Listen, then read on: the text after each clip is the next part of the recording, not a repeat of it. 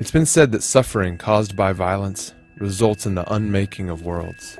Iraq has seen its share of violence, economic, political, institutional, starting with the boundaries drawn in the sand by the French and the British during conferences on different continents, to ethnic violence between Turks and Kurds, to the rise of the Ba'ath Party and their violent policies of denying essential services to Kurds and Shia Arabs, chemical attacks against the people of Hajumran, Penjwin, and Halabja, the almost total obliteration of an indigenous people in the southern marshes through military force and the destruction of their natural resources.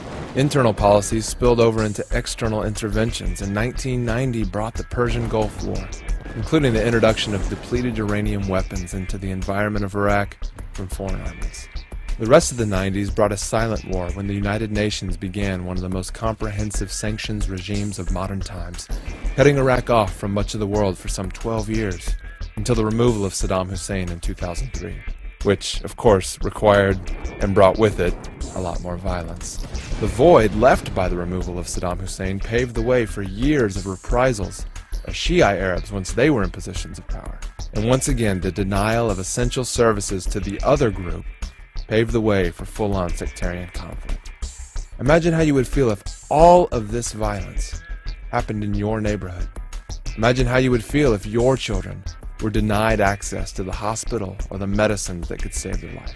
What if your neighbor's house, the one across the street, was destroyed by chemically toxic weapons? Can you even imagine napalm burning your skin or mustard gas seeking you out in the most private corners of your home?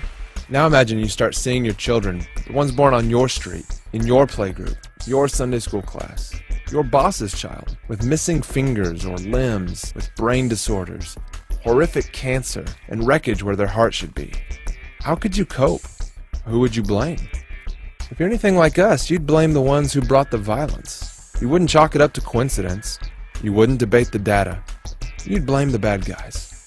And that's exactly what we hear across Iraq whenever we ask, why do you think your children are so sick?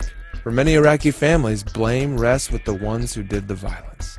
So how should a member of Saddam's dismantled regime respond to these Shia allegations? Or how does an Arab soldier relate to a Kurdish father whose family he gassed? How should an American or Brit, whether soldier or civilian, enter this fray to pursue peace? Is it even possible to reconcile with someone who blames you for their dying child?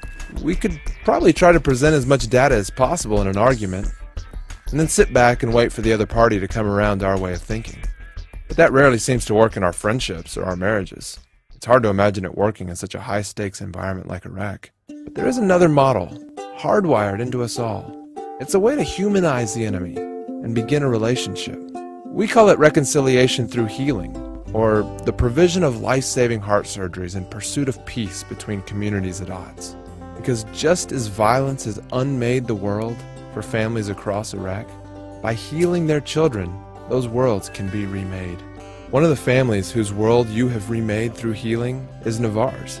Navarre was born with 4 major heart defects. She lives in a border town that goes back to those arbitrary lines that were drawn up in the sand. And as the territorial disputes wage on, her region continues to remain underdeveloped and without the medical system they need to care for their children.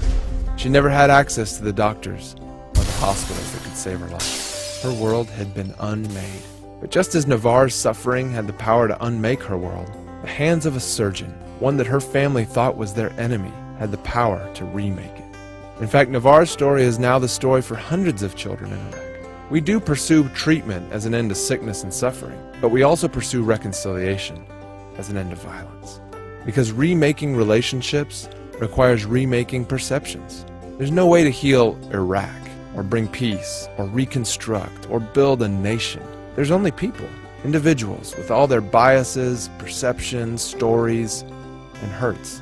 If we really want peace, we have to begin by remaking the individual worlds that have been unmade in suffering. And when moms and dads believe their children are dying because of someone else's violence, there's no greater opportunity for reconciliation than through providing the healing that leads to wholeness.